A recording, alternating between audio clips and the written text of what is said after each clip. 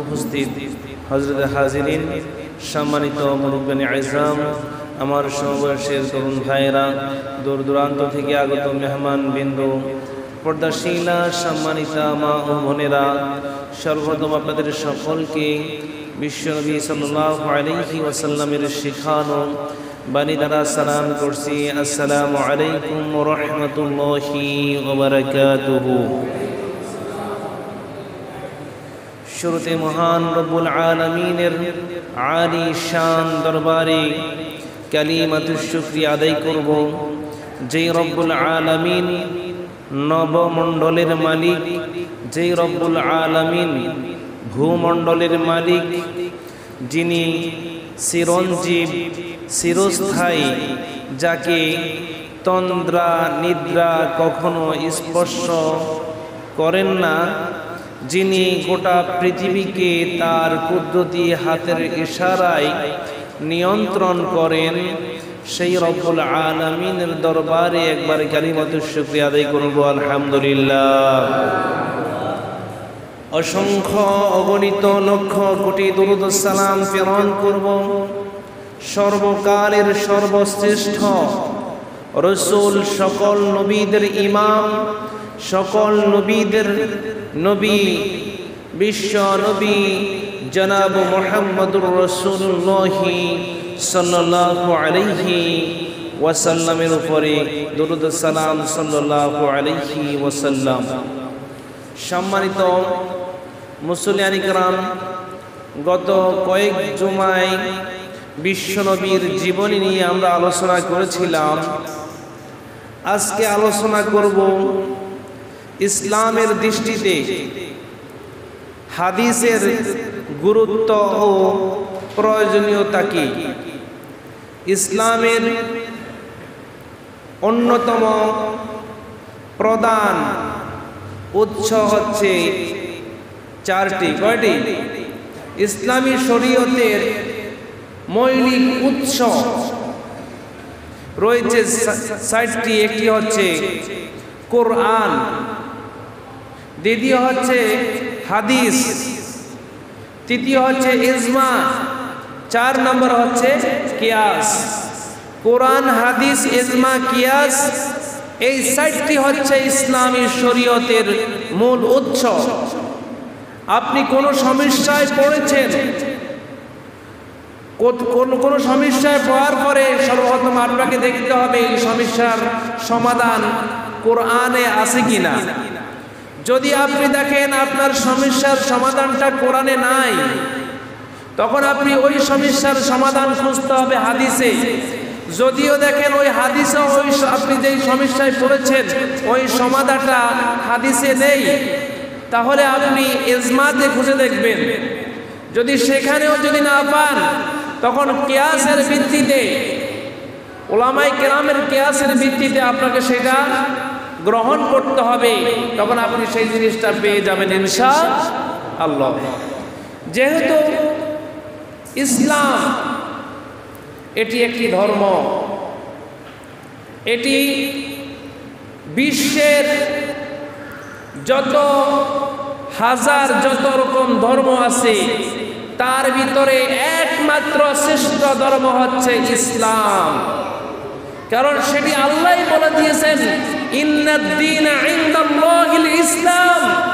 আল্লাহর কাছে মনোনীত সমস্ত ধর্ম সবচেয়ে মনোনীত ধর্ম হচ্ছে ইসলাম। বলেন না সুবহানাল্লাহ।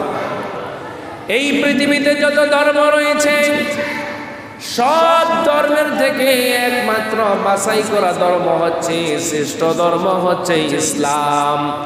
সেই ইসলামটা ৬০টি বিষয় দিয়ে চলে, কোরআন, হাদিস, ইজমা, কিয়াস। এই ৬০টার ভিত্তিতে ইসলামটা প্রতিষ্ঠিত হয়ে রয়েছে। এই ৬০টা ব্যতীত অন্য কোন ধর্ম মতাদর্শ অনুযায়ী যদি আপনি পরিচালনা হন, আপনি নিজেকে পরিচালনা করেন, তাহলে আপনি গুমরাহির পথে থাকতে হবে, আপনি হেদায়েতের পথে থাকবেন না। এজন্য যেহেতু ইসলামী শরীয়তের মৌলিক উৎস যেহেতু ৪টি রয়েছে, কোরআন তো মৌলিক উৎস, একটি পথ, এক নাম্বার। দ্বিতীয় নম্বর মৌলিক উৎস, আপনি যদি আপনার পারিবারিক জীবন, সামাজিক জীবন, রাষ্ট্রীয় জীবনের কোন সমাধান যদি আপনি কোরআনে না পেয়ে থাকেন, তাহলে দ্বিতীয় নম্বর আপনাকে তালাশ করতে হবে হাদিস। আমাদেরকে জানতে হবে হাদিস এটি কি। হাদিস এটি কি? আল হাদিস এটি আরবি শব্দ, এর আবিধানিক অর্থ হচ্ছে কথা, বাণী, সংবাদ, উপদেশ। ইসলামী শরীয়তের পরিভাষায় আল্লামা ইবনে হাজার আসকালানী রাহিমাহুল্লাহ বলেন, আল হাদিসু হুয়া আকওয়ালুন নবী সাল্লাল্লাহু আলাইহি ওয়াসাল্লাম ওয়া আফআলুহু ওয়া তাকরিরুহু। মহানবী সাল্লাল্লাহু আলাইহি ওয়াসাল্লামের কথা, কাজ, মনসম্মতিকে হাদিস বলে। মহানবী সাল্লাল্লাহু আলাইহি ওয়াসাল্লাম যেই কথা বলেছেন সেই কথাকে হাদিস বলে।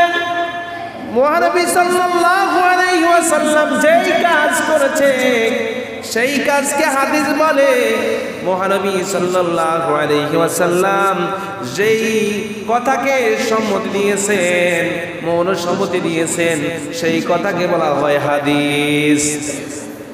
মুফতি আমিনুল ইহসান রাহিমাহুল্লাহ তিনি তার গ্রন্থে উল্লেখ করে দিয়েছেন, আল হাদিসু হুয়া আম্মু মিন আন ইয়াকুনা কাউলুর রাসূলিল্লাহ সাল্লাল্লাহু আলাইহি ওয়াসাল্লাম ওয়াস সাহাবী ওয়াত তাবিঈ ওয়া ফি'লুহু ওয়া তাকরিরুহু। সাধারণ অর্থে রাসূলুল্লাহ সাল্লাল্লাহু আলাইহি ওয়াসাল্লামের সাহাবায়ে কেরাম, তাবিঈদের উক্তি এবং রাসূল সাল্লাল্লাহু আলাইহি ওয়াসাল্লামের কাজ ও মনসম্মতিকে বলা হয় হাদিস। তাহলে আমরা হাদিস কি পেয়ে গেলাম। অন্য ডক্টর মোহাম্মদ তোহান রাহিমাহুল্লাহ তিনি বলেন, আল হাদিসু মা উদিফা ইলান নবী সাল্লাল্লাহু আলাইহি ওয়াসাল্লাম মিন কাউলিন আও ফি'লিন আও তাকরীর। যেই কথা, কাজ ও সমর্থন সম্বন্ধে মহানবী সাল্লাল্লাহু আলাইহি ওয়াসাল্লামের দিকে করা হয়েছে তাকে হাদিস বলা হয়। তার মানে আমরা স্পষ্টভাবে বুঝতে পারলাম হাদিস বলা হয় রাসূল সাল্লাল্লাহু আলাইহি ওয়াসাল্লামের কথা। যেই কথা বলেছেন, যেই কাজ করেছেন, যেই কাজ সমর্থন করেছেন, ওই জিনিসটাকে বলা হয় হাদিস। তাহলে হাদিস কার বাণী? রাসূল সাল্লাল্লাহু আলাইহি ওয়াসাল্লামের বাণী। কোরআন কার বাণী? কোরআন কার বাণী? কোরআন হচ্ছে আল্লাহর বাণী, হাদিস হচ্ছে নবী সাল্লাল্লাহু আলাইহি ওয়াসাল্লামের বাণী। তাহলে আমরা এইখানে স্পষ্ট বুঝে গেলাম হাদিস মানে হচ্ছে যেই কথা রাসূল সাল্লাল্লাহু আলাইহি ওয়াসাল্লাম বলেছেন, যেই কাজ রাসূল সাল্লাল্লাহু আলাইহি ওয়াসাল্লাম করেছেন, যেই কাজ রাসূল সাল্লাল্লাহু আলাইহি ওয়াসাল্লাম সমর্থন দিয়েছেন, সেই কাজকে বলা হয় হাদিস। কারণ রাসূল সাল্লাল্লাহু আলাইহি ওয়াসাল্লাম যেই হাদিসগুলো বলেছেন সেগুলো রাসূল সাল্লাল্লাহু আলাইহি ওয়াসাল্লামের নিজের থেকে বলেন নাই। সেই কথা আল্লাহ রাব্বুল আলামিন ৫৪ নম্বর সূরা নজম ৩ এবং ৪ নম্বর আয়াতে সেই কথা আল্লাহ রাব্বুল আলামিন নিজেই বলে দিয়েছেন, ওয়া মা ইয়াতিকু আনিল হাওয়া ইন হুয়া ইল্লা ওয়াহয়ুন ইউহা। আর তিনি রাসূল সাল্লাল্লাহু আলাইহি ওয়াসাল্লাম তার প্রবৃত্তির তাড়নায় কোনো কথা বলেন না, বরং ওহীর কথা বলেন যা তার প্রতি প্রত্যাদেশ করা হয়। বলেন সুবহানাল্লাহ। আল্লাহ তাআলা নিজেই বলেন, মুহাম্মাদুর রাসূলুল্লাহ সাল্লাল্লাহু আলাইহি ওয়াসাল্লাম তার খেয়াল খুশি মোতাবেক কোনো কথা তার মুখ দিয়ে উচ্চারণ করেন না, তার মুখ দিয়ে বের করেন না, তার মুখ দিয়ে কথা বলেন না, বরং ওহীর কথা তা মানুষের কাছে প্রচার করেন। বলেন সুবহানাল্লাহ। আল্লাহ রাব্বুল আলামিন ওহীর মাধ্যমে বিশ্ব নবী জনাব মুহাম্মদুর রাসূলুল্লাহ সাল্লাল্লাহু আলাইহি ওয়াসাল্লামকে যেই কথা বলেন সেই কথা আল্লাহ রাব্বুল আলামিনের পক্ষ থেকে বিশ্ব নবী বলে থাকেন। বলেন সুবহানাল্লাহ। তার মানে বিশ্ব নবীর কথাও কার? আরো যেন বিশ্ব নবী কথা বলেন কার? আল্লাহর কথা বিশ্ব নবী বলেন। এর কারণে আল্লাহ রাব্বুল আলামিন নিজেই ডাইরেক্টলি ভাবে বলে দিয়েছেন মুহাম্মাদুর রাসূলুল্লাহ সাল্লাল্লাহু আলাইহি ওয়াসাল্লাম তার খেয়াল খুশি মোতাবেক কোনো কথা বলেন না, বরং তার প্রতি যাই ওহী করা হয়, যাই জিবরাইলের মাধ্যমে সংবাদ দেওয়া হয়, তাই হলো হাদিস। বলেন সুবহানাল্লাহ। সেই কথা বিশ্বনবী লোকদের কাছে প্রচার করে থাকেন। এজন্য বিশ্বনবীকে আমরা কেন অনুসরণ করব, বিশ্বনবীকে কেন আমরা মানব? আল্লাহ রাব্বুল আলামিন 59 নম্বর সূরা হাশরের 7 নম্বর আয়াতে আল্লাহ তাআলা বলেন, ওয়ামা আতাকুমুর রাসূলু ফাকুযুহু ওয়ামা নাহাকুম আনহু ফান্তাহু ওয়াত্তাকুল্লাহা ইন্নাল্লাহা শাদীদুল ইকাব। রাসূল সাল্লাল্লাহু আলাইহি সাল্লাম তোমাদের জন্য যা নিয়ে এসেছেন তা গ্রহণ করো এবং যা থেকে নিষেধ করেছেন তা থেকে বিরত থাকো, আর আল্লাহ তাআলাকে ভয় করো। নিশ্চয় আল্লাহ কঠিন শাস্তিদাতা, কঠোর শাস্তিদাতা। আল্লাহ রাব্বুল আলামিন এইখানে বলেছেন মুহাম্মাদুর রাসূলুল্লাহ সাল্লাল্লাহু আলাইহি ওয়াসাল্লাম ইসলামের যেই বিধিবিধান নিয়ে এসেছেন তা তোমরা গ্রহণ করো, তা তোমরা ফাকুযুহু দরমানি গ্রহণ করো, দরমানি অনুসরণ করো, দরমানি মানো। আর রাসূল সাল্লাল্লাহু আলাইহি ওয়াসাল্লাম যা থেকে তোমাদেরকে নিষেধ করেছে তা থেকে তোমরা বিরত থাকো, তা তোমরা পরিহার করো। রাসূল যেইভাবে বলেছেন সেইভাবে তোমাদেরকে করতে হবে, এই কথা বলেছেন কে? এই কথা কি মুহাম্মাদুর রাসূলুল্লাহর কথা না আল্লাহর কথা? এই কথা কার কথা? আল্লাহ নিজেই বলেছেন রাসূল যা নিয়ে এসেছে তা তোমরা ধরো, অনুসরণ করো, মানো। আর রাসূল সেই জিনিস থেকে তোমাদেরকে নিষেধ করেছে সেই জিনিস থেকে তোমরা বিরত থাকো, দূরে থাকো, পরিহার করে চলো। ডাইরেক্টলি ভাবে কথা আল্লাহ রাব্বুল আলামিন বলে দিয়েছেন। তারপরে আল্লাহ রাব্বুল আলামিন বলেছেন ওয়াত্তাকুল্লাহ, তোমরা আল্লাহকে ভয় করো। কাকে ভয় করো? আল্লাহকে তোমরা ভয় করো। মুহাম্মাদুর রাসূলুল্লাহ সাল্লাল্লাহু আলাইহি ওয়াসাল্লামের কথা তোমরা মানবে না, অনুসরণ করবে না, তাহলে তোমরা আল্লাহকে ভয় করো। ইন্নাল্লাহা শাদীদুল ইকাব, নিশ্চয় আল্লাহ তাআলা কঠোর শাস্তিদাতা। তার মানে মুহাম্মাদুর রাসূলুল্লাহ সাল্লাল্লাহু আলাইহি ওয়াসাল্লামকে আপনি যদি মানেন, অস্বীকার করেন, যদি না মানেন, তাহলে আল্লাহ তাআলা পরকালে আপনাকে শাস্তি দিবে। শুধু সামান্য শাস্তি নয়, সেটা কঠোর শাস্তি। তাহলে এবার আসেন মুহাম্মাদুর রাসূলুল্লাহ সাল্লাল্লাহু আলাইহি ওয়াসাল্লাম নামাজ যেইভাবে বলেছে সেইভাবে পড়তে হবে। কথা বলেন ঠিক কিনা?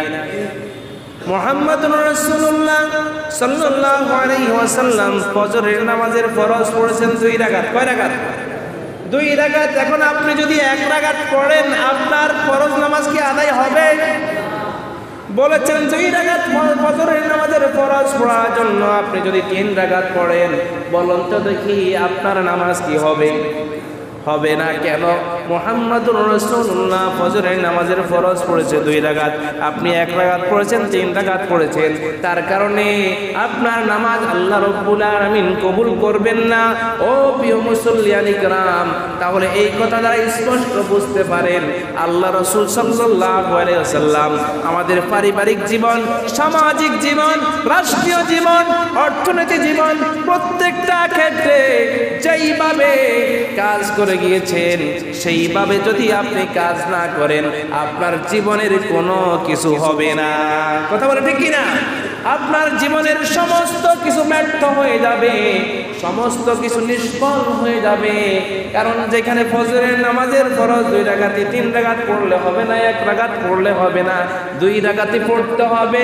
বিশ্বনবী যেইভাবে তার পারিবারিক জীবন, সামাজিক জীবন, রাষ্ট্রীয় জীবন যেইভাবে পরিচালনা করে গেছে সেইভাবে আপনি মেনে চললে তাহলে রাসূলকে অনুসরণ করা হবে। কথা বলেন ঠিক কিনা? এখন আমরা শুধু নামাজে মানি, সমাজে কোরআন মানি না। নমাজে রাসূলকে মানি, সমাজে মানি না, রাষ্ট্রে না মানি না, ইসলামী বিধিবিধান পালন করার ক্ষেত্রে রাসূলকে আমরা মানি না। যেই নবী কোরআন দিয়ে দেশ পরিচালনা করেছে সেই নবীর আদর্শ আমরা মানি না, কোরআন দিয়ে রাষ্ট্র পরিচালনা করতে চাই না। কথা বলেন ঠিক কি না? তাহলে বলেন, আপনি কোরআনে সমাজ গঠন হোক সেটা আপনি চান না, তাহলে আপনি কিভাবে রাসূলকে অনুসরণ করেন? জোহরের ফরজ নামাজ হচ্ছে 4 রাকাত, 2 রাকাত পড়লে জোহরের নামাজ হবে না, 3 রাকাত পড়লে হবে না, 5 রাকাত, 7 রাকাত, 10 রাকাত পড়লে হবে না। জোহরের ফরজ 4 রাকাতে পড়তে হবে, কারণ সেটা আমার নবী 4 রাকাত পড়েছে, আপনাকেও পড়তে হবে। তাহলে আমার নবী যেইভাবে রাষ্ট্র পরিচালনা করেছে সেইভাবে আপনাকেও রাষ্ট্র পরিচালনা করতে হবে। তাহলে রাসূলকে অনুসরণ করা হবে, রাসূলকে মানা হবে। না হয় যতই আপনি রাসূলের উম্মত দাবি করেন কোনো লাভ হবে, কারণ আপনার আমার সঙ্গে তো, আপনার নবীর সঙ্গে তো আপনার মিল নাই। রাসূল সাল্লাল্লাহু আলাইহি ওয়াসাল্লাম দাঁড়ি রেখেছে, আপনি দাঁড়ি রাখেন নাই। রাসূল টুপি পরেছে, আপনি টুপি পরেন নাই। রাসূল পাঞ্জাবি পরেছে, আপনি পাঞ্জাবি পরেন নাই। রাসূলকে আপনি অনুসরণ ঠিক মতো করেন নাই, শুধু মিষ্টি খাওয়াতে রাসূলকে অনুসরণ করছেন। কথা বলেন, মিষ্টি খাওয়াতে রাসূল, কারণ এখানে তো খানা আছে, জিলাপি আছে, এখানে রাসূলকে অনুসরণ করলেন। আর রাসূল সাল্লাল্লাহু আলাইহি ওয়াসাল্লাম তার জীবন দশা কোথায় কি কাজ করেছে সেটা আপনি করেন না। কথা বলেন, আপনার পরিবারের ভিতরে রাসূলের আদর্শ নাই, সমাজের ভিতরে রাসূলের আদর্শ নাই, রাষ্ট্রের ভিতরে রাসূলের আদর্শ নাই, তাহলে কিভাবে রাসূলকে আপনি অনুসরণ করেন, মানেন? এইজন্য আল্লাহ রাব্বুল আলামিন 3 নম্বর সূরা আলে ইমরানের 31 নম্বর আয়াতে সরাসরি ডাইরেক্টলি ভাবে আল্লাহ তাআলা বলে দিয়েছেন, কুল ইন কুনতুম তুহিব্বুনাল্লাহা ফাত্তাবিউনি ইউহিব্বুকুমুল্লাহ فاتبعوني يحببكم الله ويغفر لكم ذنوبكم والله غفور رحيم।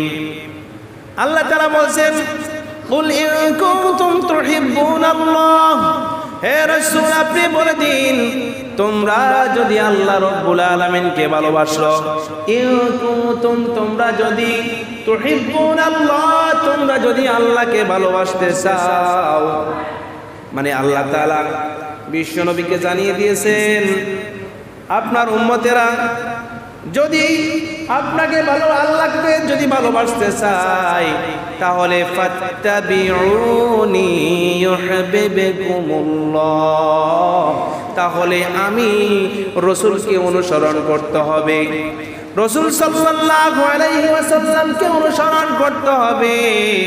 যদি রাসূল সাল্লাল্লাহু আলাইহি ওয়াসাল্লামকে অনুসরণ করেন ইউহিব্বুকুমুল্লাহ, তাহলে আল্লাহ তাআলা আপনাকে আমাকে ভালোবাসবে। বলেন সুবহানাল্লাহ।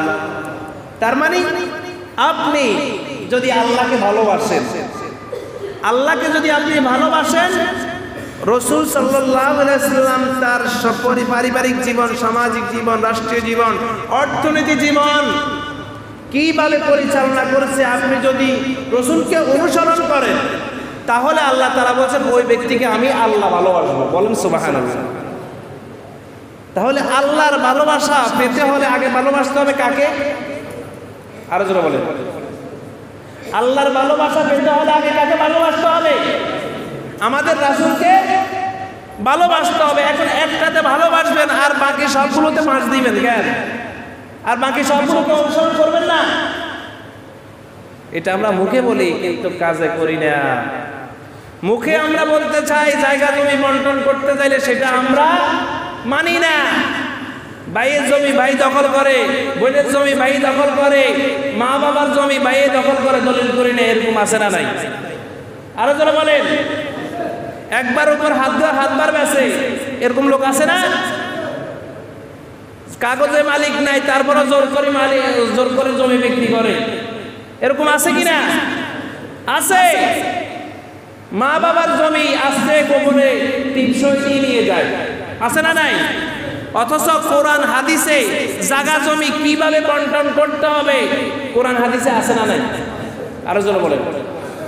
কোরআন হাদিসে আপনি যদি না পান বলে হুজুর আমারে কোরআন হাদিস অনুযায়ী জায়গা জমি বন্টন করে দেন, আমি করে দিব। ফারায়েজ, এটাকে বলা হয় ফারায়েজ।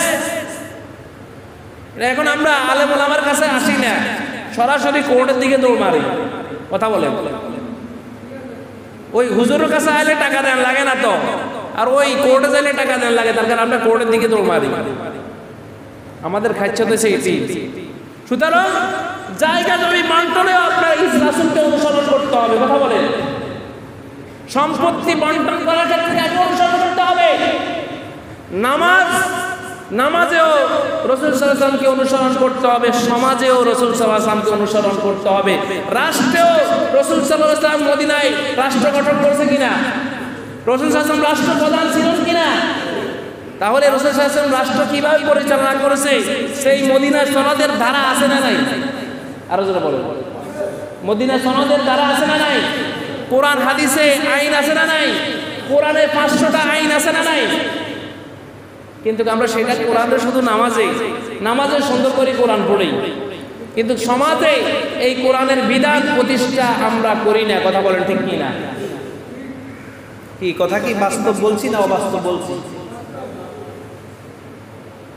কোরআনে বলছে নামাজ পড়তে বলি, কি বলি? ইন্নাল্লাহা আলা কুল্লি শাইইন কদির, সর্বক্ষমতার উৎস একমাত্র মালিক আল্লাহ।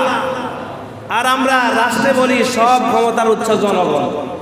কথা বলে বলি কি বলি না?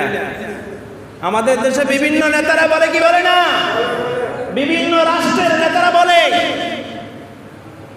আব্রাহাম লিঙ্কন একটি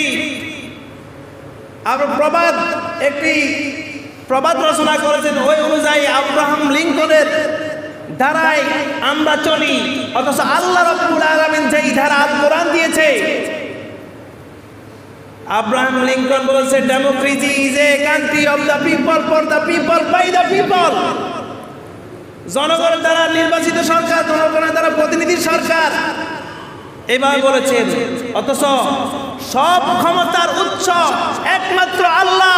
যারা বলবে সব ক্ষমতার উৎস জনগণ, তারা শিরক করবে। কথা বলে ঠিক কিনা? তাদের জন্য আল্লাহর জান্নাত হারাম। আল্লাহ বলেছেন আলা লাহুল খালকু ওয়াল আমর, সৃষ্টি যার হুকুম চলবে তার, আর আমরা সৃষ্টি আল্লাহর হুকুম পালন করি বান্দার। কথা বলে কি আমার কথা বুঝেন নাই? আমাদের রাষ্ট্রে যে পার্লামেন্টে যে আমাদের যে সংবিধান রয়েছে, এই সংবিধান কি আল্লাহর সংবিধান না মানুষের তৈরিকৃত সংবিধান? আরো জোরে বলেন। তো আপনাদের বলছেন রাসূলকে ভালোবাসেন, আপনারা বলছেন রাসূলকে ভালোবাসেন। আল্লাহর ভালোবাসা পেতে হলে রাসূলের ভালোবাসা রাখবে কিনা? তো রাসূল যেই রাসূল কোরআন দিয়ে হাদিস দিয়ে সমাজ পরিচালনা করছে, আপনি যদি সেই কোরআন দিয়ে হাদিস দিয়ে সমাজ পরিচালনা না করেন, তাহলে আপনি কিভাবে রাসূলকে ভালোবাসেন? কি আমার কথা আপনাদের কি গায়ে লাগতেছে? একটু বুঝেন। আপনি মানলে মানেন, না মানলে না। আমার দরকার হচ্ছে যেটা বলার সেটা বলবো। কথা বুঝে আসছেন? আমার ইমাম মসজিদের খতিবের দায়িত্ব হচ্ছে কোরআন হাদিসের প্রকৃত কথা মুসল্লিদের মাঝে পৌঁছিয়ে দেওয়া। এক মুসল্লিদের ইচ্ছা, যার ইচ্ছা মানবে, যার ইচ্ছা মানবে না। কথা বলেন ঠিক কিনা? আমি তো কাউকে জোর করে ইসলাম মানাতে পারবো না, এটা আমার ক্ষমতা নাই। আল্লাহ তাআলা তার রাসূলকে ওই দায়িত্ব দেন নাই। কথা বলেন। রাসূলকে কি হেদায়েতের দায়িত্ব দিয়েছে? রাসূলকে কি বলছেন কোন কাফের মুশরিককে পিড়ে মেরে এনে ইসলামে প্রবেশ করাও, ইসলামের ভিতরে ঢুকাও? এটা কি বলছে? বলে নাই। ইসলাম এমন একটি ধর্ম, বলেছেন লাকুম দীনুকুম ওয়ালিয়া দীন, তোমাদের ধর্ম তোমাদের, আমাদের ধর্ম আমাদের। কথা বলেন ঠিক কিনা? আমরা আমাদের ধর্মের যে ইবাদত আছে, যেই নিয়ম কানুন আছে, সেটা আমরা মানবো। আর কাফের মুশরিকরা তাদের ধর্মের যেই নিয়ম নীতি রয়েছে, তারা সেই নিয়ম নীতি তারা পালন করবে। এতে আমরা বাধা দেওয়ার কোনো এখতিয়ার আমাদের ভিতরে নাই। কথা বলেন ঠিক কিনা? তাহলে আল্লাহ তাআলা স্পষ্ট কোরআনুল কারীমে প্রত্যেকটি দিক নির্দেশনা আল কোরআনে দিয়ে রেখেছেন কিনা? রেখেছেন। তাহলে রসুলকে যদি আমরা ভালোবাসি, রসুলকে যদি অনুসরণ করি, তাহলে সর্বক্ষেত্রে রসুলকে অনুসরণ করতে হবে। যদি রসুলকে আমরা অনুসরণ করি, আল্লাহ পাক বলেছেন ওয়ায়াগফিরু লাকুম যুনুবাকুম, আমি তোমাদের অপরাধ সমূহ ক্ষমা করে দিব। বলেন না সুবহানাল্লাহ। কি করে দিব? রাসূল সাল্লাল্লাহু আলাইহি সাল্লামকে যদি আপনি আমি সর্বক্ষেত্রে যদি অনুসরণ করি, তাহলে আল্লাহ তাআলা নিজেই বলেছেন আমার রাসূলকে ভালোবাসতে আমাকে ভালোবাসা হবে। আর যখন আমার রাসূলকে ভালোবাসবে, আমার ভালোবাসা হয়ে যাবে, তখন আমি আল্লাহ রাব্বুল আলামিন তোমরা যারা রাসূলকে অনুসরণ করো, তোমাদের জীবনের গুনাহ খাতা মাফ করে দিব। ওয়ায়াগফিরু লাকুম যুনুবাকুম, তোমাদের অপরাধ সমূহ কি করে দিব? ক্ষমা করে দিব। ওয়াল্লাহু গফুরুর রহিম, নিশ্চয় আল্লাহ তাআলা পরম দয়ালু এবং ক্ষমাশীল। বলেন না সুবহানাল্লাহ। দুনিয়ার মানুষ কি অপরাধ করলে কেউ কাউকে ক্ষমা করতে চায় না। আর আপনি যতই অন্যায় অপরাধ করেন, আল্লাহর কাছে যদি খালেস নিয়তে তওবা করেন, আল্লাহ তাআলা আপনাকে আমাকে মাফ করে দিতে পারেন কি পারেন না? আরো জোরে বলেন, পারেন কি পারেন না? এবার আসেন, এতক্ষণ আল্লাহ তাআলা কইছে রসুলকে অনুসরণ করলে আল্লাহকে ভালোবাসা হবে, তারপরে সমস্ত গুনাহ মাফ করে দিবে। এর পরবর্তী কথা আল্লাহ তাআলা বলছেন রসুলকে যদি অনুসরণ না করো তাহলে কি হবে? আল্লাহ তাআলা 33 নম্বর সূরা আহজাব 21 নম্বর আয়াতে আল্লাহ তাআলা বলেন, ইয়া আইয়ুহাল্লাযীনা আমানু আতিউল্লাহা ওয়া আতিউর রাসূল ওয়া লা তাবতিলু আ'মালাকুম। আল্লাহ তাআলা বলেন, হে মুমিনগণ, কাদেরকে? হে মুমিন যারা ঈমানদার, আমরা মুসলমান, আমাদেরকে আল্লাহ তাআলা বলেন তোমরা আল্লাহ এবং রাসূলের আনুগত্য করো। কার? আল্লাহ এবং রাসূলের আনুগত্য করো। আল্লাহ তাআলা কোরআনে যেভাবে দিয়েছে সেইভাবে মানো, রাসূল সাল্লাল্লাহু আলাইহি ওয়াসাল্লাম যেভাবে হাদিসে বলেছেন সেইভাবে তোমরা অনুসরণ করো, মানো, আনুগত্য করো, এবং তোমাদের আমল সমূহ নষ্ট করে দিও না। তার মানে যেটা রাসূল সাল্লাল্লাহু আলাইহি ওয়াসাল্লাম নিষেধ করেছে, যেটা আল্লাহ তাআলা নিষেধ করেছে, রাসূল নিষেধ করেছে, সেই জিনিস যদি আমরা করি তাহলে আমাদের সমস্ত আমল বরবাদ হয়ে যাবে। যেইভাবে আমি বলেছিলাম জোহরের নামাজের ফরজ 4 রাকাতের ক্ষেত্রে 2 রাকাত যদি ফরজ আদায় করেন, 5 রাকাত যদি ফরজ আদায় করেন, 7 রাকাত আদায় করলে কি আপনার নামাজ হবে? আরো জোরে বলেন। এই কথা বলছেন কিনা আপনারা সকলে? রাসূল 4 রাকাত ফরজ পড়ছে, আপনি যদি 7 রাকাত পড়েন, 5 রাকাত পড়েন, সেটি হবে না। তাহলে যদি সেটি না হয় তাহলে সেটা বাতিল। সেটা কি? তাহলে আল্লাহ রাসূলের জীবনীর সাথে যদি আমাদের জীবনী না মিলে, কোরআন হাদিসের সাথে যদি আমাদের আমল যদি না মিলে, সমস্ত আমল বাতিল। সমস্ত আমল কি? বাতিল।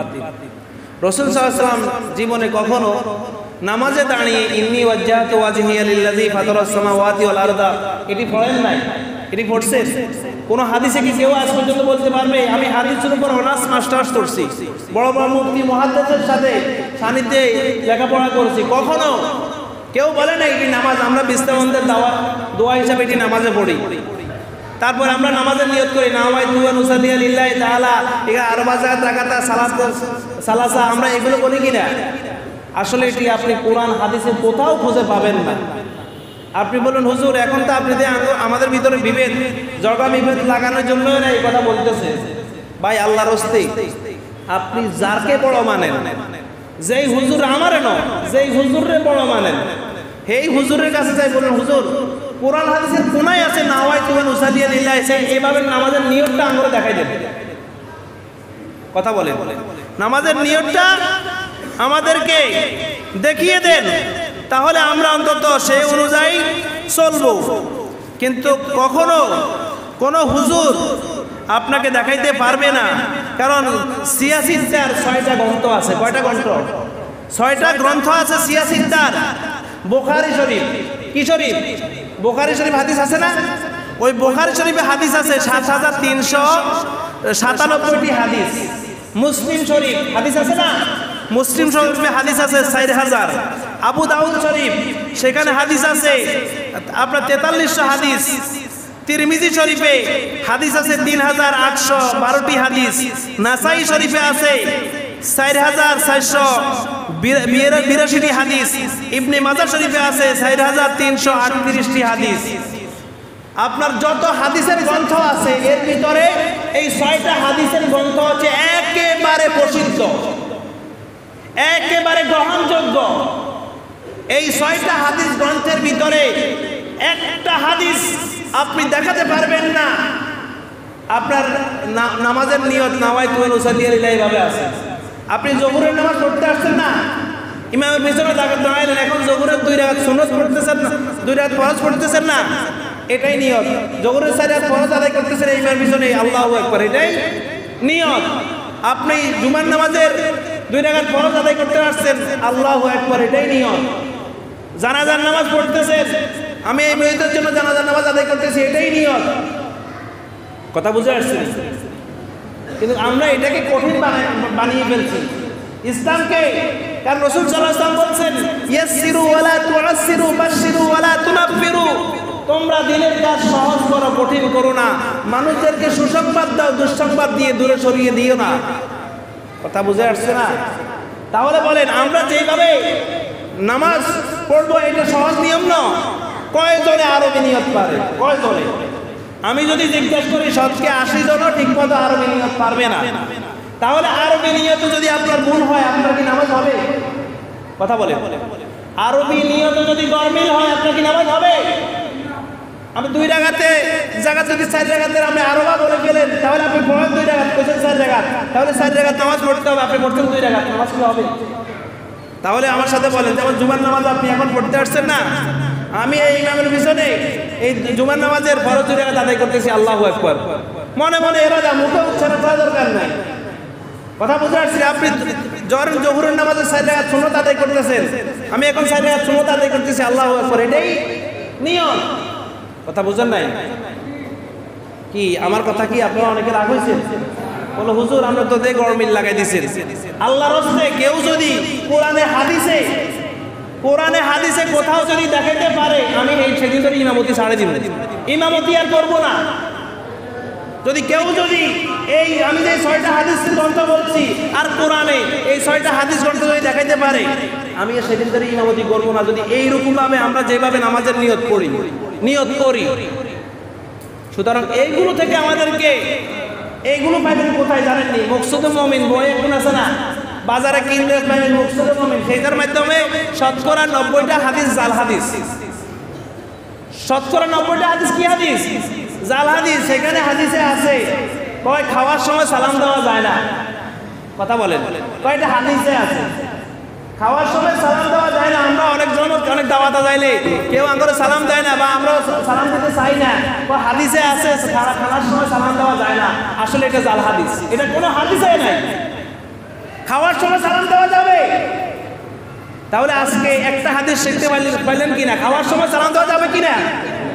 সবাই জোরে বলেন, খাওয়ার সময় সালাম দেওয়া যাবে কিনা? সালাম দেওয়াও যাবে, সালাম নেওয়াও যাবে। আমরা মনে করি খাওয়ার সময় সালাম দিলে গুনাহ হবে, এটা জায়েজ নাই, নাজায়েজ। আসলে আমরা অনেক কিছু বলি, অনেক কিছু করি, সেগুলো ইসলামের কোনো ভিত্তি নাই। আমরা বলি মসজিদে দুনিয়াবি কথা বলা হারাম, দুনিয়াবি কথা, যদি দুনিয়াবি কথা বলি তাহলে 40 বছরের আমল বরবাদ হয়ে যায়। এরকম একটা হাদিস আছে না নাই? বিভিন্ন মসজিদের দেওয়ালে দেওয়ালে লেখা থাকে মসজিদে দুনিয়াবি কথা বলা হারাম, এই হারাম কথা বললে তাহলে 40 বছরের আমল বরবাদ হয়ে যায়। এরকম স্পষ্ট লিখে রাখে। আসলে এটা কোনো হাদিস নয়, এটা কোথাও কোনো হাদিস নাই। আবার বলি দেশপ্রেম ইমানের অঙ্গ, এটা বলি কিনা? বলি হুব্বুল ওয়াতানি মিনাল ঈমান, দেশপ্রেম ইমানের অঙ্গ, এটা জাল হাদিস। এটা কোন রাসূল সাল্লাল্লাহু আলাইহি ওয়াসাল্লাম কোনো হাদিসে নাই, সেটা আমরা বানাইছি। সেটা আমরা কি বলেছি? আমরা বানাইছি। আবার হাদিসে আছে, আমরা বলি যে এই ব্যক্তি নিজেকে চিনলো সেই তার রবকে চিনলো, এটা বলে হাদিস, এটাও জাল হাদিস। আবার বলি স্বামীর পায়ের নিচে বেহেশত, স্বামীর পায়ের নিচে স্ত্রী বেহেশত, আমরা বলি কি বলি না? এটা কোনো হাদিসে নাই। এটা কোনো হাদিসে আছে? হ্যাঁ, কোন স্ত্রী লোক আইয়ু ইমরাতিন মাতাত ওয়া যাওজুহা আনহা রাদিন দাখালাতিল জান্নাহ, যে স্ত্রী লোকের মৃত্যু এমন অবস্থা হইবে যে তাহার স্বামী তাহার উপর সন্তুষ্ট ছিল সেই বেহেশতি। এটি সঠিক, এটি সহিহ হাদিস। এটা কি হাদিস? সহিহ হাদিস। মানে যে স্ত্রী লোকের মৃত্যু এমন অবস্থা হবে যে তার স্বামী মৃত্যুর পরে যদি বলে আমি আমার স্ত্রীর উপর সন্তুষ্ট, আমার স্ত্রীর কাজকর্মের সকল ক্ষেত্রে আমি সন্তুষ্ট আছি, তাহলে ওই স্ত্রীর লোক জান্নাতে যাবে। বলেন না সুবহানাল্লাহ। কথা বুঝছেন নি? আমরা কোনের হাদিসে এখন চা দোকানে বড়ই হাদিসের আলোচনা চলে। কথা বলেন, কোনোদিন নিজের চোখে হাদিস পড়ে না, কয় এটা হাদিসে আছে, কয় এটা কোরআনে আছে। কথা বলেন, রিক্সারও হাদিস কয়, কয় হাদিসে আছে। সিএনজি ড্রাইভারও হাদিস কয়, আন্দাজে কথা বলে হাদিস আছে। অথচ কোনো মাদ্রাসা যায় নাই, কোনো হাদিসের কিতাব পড়ে নাই। এত সোজা নয়। আল্লাহ রাসূল বলছেন, মান কাযাবা আলাইয়া মুতাআম্মিদান ফাজাযাহু জাহান্নামা খালিদান ফিহা। রাসূল সাল্লাল্লাহু আলাইহি ওয়াসাল্লাম বলছেন, যেই ব্যক্তি আমার উপর মিথ্যারূপ হাদিস বানাবে সেই ব্যক্তি তার অবস্থান নিজেই নিজে জাহান্নাম তৈরি করে নিল। বলেন না নাউযুবিল্লাহ। মানে হাদিসে নাই, আপনি বলছেন রাসূল সাল্লাল্লাহু আলাইহি ওয়াসাল্লাম হাদিসে এই কথা বলছে, অথচ এটা হাদিসে নাই, তাহলে আপনি নিজের জাহান্নাম নিজেই বানাইলেন। বলেন না নাউযুবিল্লাহ। তাহলে কি আন্দাজে কি বলবেন নি এটা হাদিসে আছে? কোন আলেম ওলামা বা অথচ হাদিসে পড়েই বলবেন হ্যাঁ ওটা অমুক হাদিসে আমি পড়ছি, অমুক হাদিসে জানছি, কিন্তু হাদিস না পড়ে আরেক জায়গা থেকে শুনে এসে আপনি হাদিস বললেন, সেটা হবে না। কারণ হাদিস বহনের পন্থা হচ্ছে 8টি। তুরুকুত তাহাম্মুলু ফিল হাদিস সামানিয়াত আকসাম। হাদিস বহনের পন্থা হচ্ছে 8টি। সেই 8টি পর্যায়ে আমরা পড়ি না, আমরা হাদিস বলি। সুতরাং এই হাদিস আন্দাজে কথা বলে হাদিসের নবীর নামে সালাই দিবেন, নিজের জাহান্নাম নিজেই তৈরি করলেন। আন্দাজে ফতুয়া না জেনে আবার আরেকজনের ফতুয়া দিয়ে দিবেন, নিজের জাহান্নাম নিজে তৈরি করবেন। উলামায়ে কেরাম সহজে যেমন তেমন ফতুয়া দেয় না। কারণ একটা যদি ভুল ফতুয়া দেয়, ওই ভুল ফতুয়ার উপরে যদি ওই লোকটা আমল করে, ওই লোক যত পাপ করবে ওই মুফতি সাহেবের গায়ে এসে ওই পাপটা বাড়তেইবে। কথা বুঝে আসছে? আমরা সেটা মানি না। সুতরাং আমাদেরকে হাদিসের বিষয়ে আমাদেরকে স্পষ্ট খেয়াল করতে হবে। স্পষ্ট হাদিসে যেভাবে আসে, কোরআনে যেভাবে আসে, আমাদেরকে সেইভাবে মেনে চলতে হবে। তাহলে প্রিয় হাজিরিন, আসো আজকে আমার আলোচনার বিষয় ছিল কি? হাদিসের গুরুত্ব ও তাৎপর্য।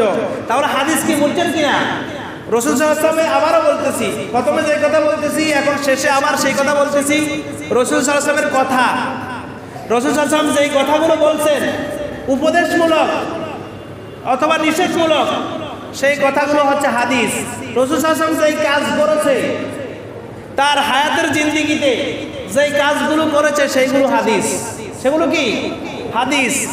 রাসূল সাল্লাল্লাহু আলাইহি ওয়াসাল্লাম তার হায়াতের জিন্দেগিতে যেই কাজগুলোকে সমর্থন করেছে সেইগুলোকে বলা হয় হাদিস।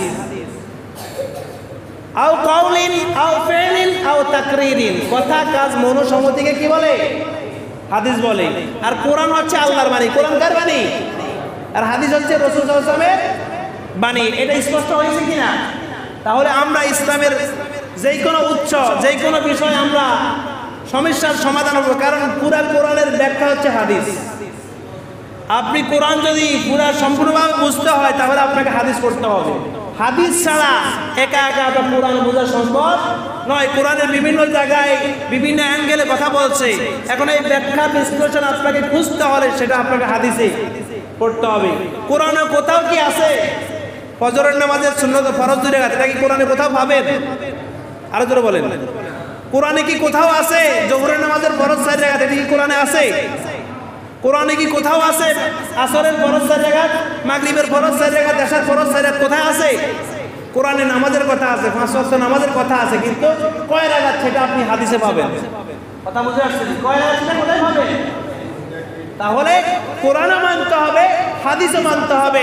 ইন্না খায়রুল হাদিসি কিতাবুল্লাহ ওয়া খায়রুল হাদি মুহাম্মাদিন সাল্লাল্লাহু আলাইহি ওয়াসাল্লাম। একমাত্র উত্তম কথা হচ্ছে আল্লাহর কালাম। আল কোরআন হচ্ছে উত্তম কথা, আর উত্তম পদ্ধতি, উত্তম পন্থা, উত্তম তরিকা হলো রাসূল সাল্লাল্লাহু আলাইহি ওয়াসাল্লামের তরিকা, পদ্ধতি। তাহলে আমাদেরকে কোরআন হাদিস অনুযায়ী মানা লাগবে কিনা?